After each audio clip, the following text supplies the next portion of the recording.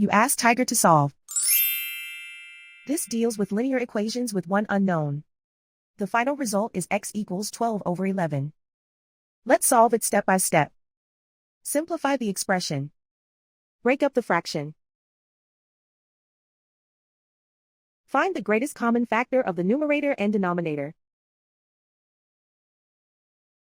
Factor out and cancel the greatest common factor. Break up the fraction. Group like terms. Combine the fractions. Combine the numerators. Convert the integer into a fraction. Combine the fractions. Combine the numerators. Group all constants on the right side of the equation. Subtract 12/7 from both sides. Combine the fractions.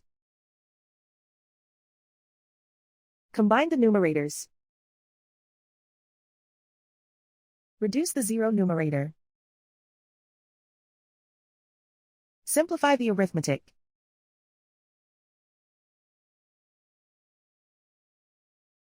Isolate the x. Multiply both sides by inverse fraction 7/11. Move the negative sign from the denominator to the numerator. Group like terms. Multiply the coefficients. Simplify the arithmetic.